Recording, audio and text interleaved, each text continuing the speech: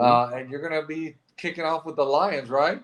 Yeah, you already know. I'm super excited to see the Lions working on their future, man. For me, they got the steal in the first round and possibly the whole draft at the 7 with Penny Sewell. He opted out of the 2020 season, but was the Outland Trophy winner and Associated Press Pac-12 Co-Offensive Player of the Year in 2019. He allowed just one sack combined in 2018 and 2019 and 1,376 snaps. Top graded offensive lineman in Pro Football Focus history since 2014. Unanimous first team All American 2019. Morris Trophy winner. Football Pac 12 top lineman 2019. Polynesian College Football Co Player of the Year. AP Pac 12 Co Offensive Player of the Year in 2019.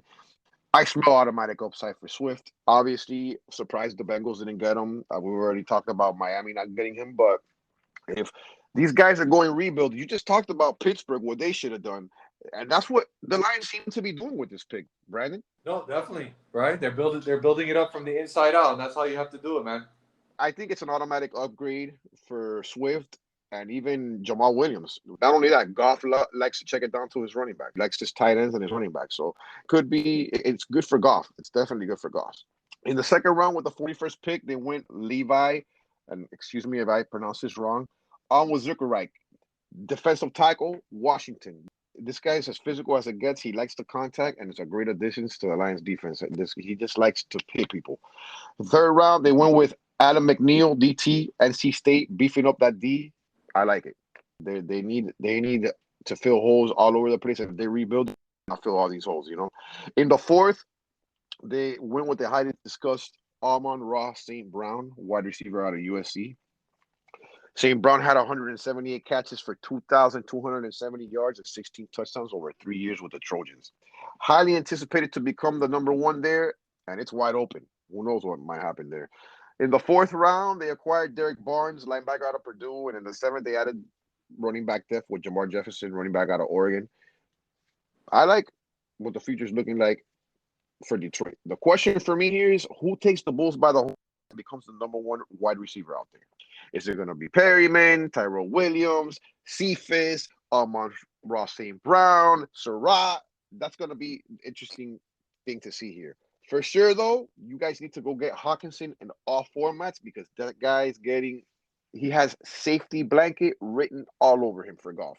So you have to get this guy on all formats because he's getting, and I'm going to say it again, I've said it before, he's getting at least 120 targets and more. There's nobody else there to take targets away from him.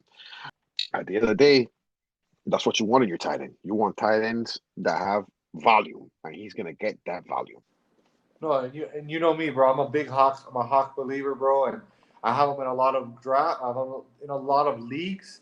Drafted him a lot in the first round in that when he came out in his rookie year. I think he's a great player, bro. And again, I think he's gonna eat. Like they don't have no one else to throw the ball to. You those receivers that you name, maybe Amon St. Brown comes up. I'm not a believer in Perryman, bro. Yeah, Tyler Williams has had 1,000 yard season. Could he do it again? Sure, but the guy can't stay healthy, man. He can't stay healthy. I, for me, he had a chance to bust out wide open with the Raiders. There was nobody there. He was the number one there, and to be honest with you, he didn't really. Yeah, he You got know what hurt. I'm saying? All he He does is got hurt. so Yeah, and so I taking a think it's flyer on any weakness. one of these rookies is definitely not a bad thing to do because you never know who the hell is the one that's gonna pop off.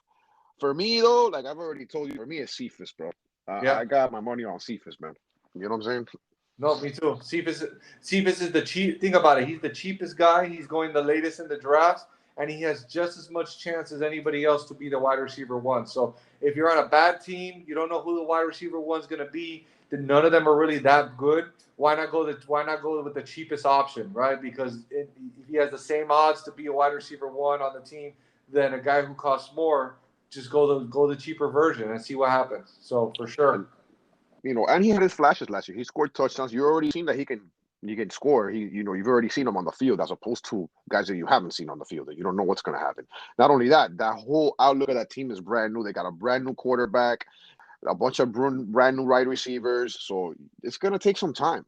You know what I'm saying? For sure, though, Swift all the way to the moon, bro. I think the addition of Penny Sewell is going to help him out. He had nobody there last year, and he still got his points. So Yeah. the only thing that concerns me with Swift is they might shut him down early because let's be frank here, man.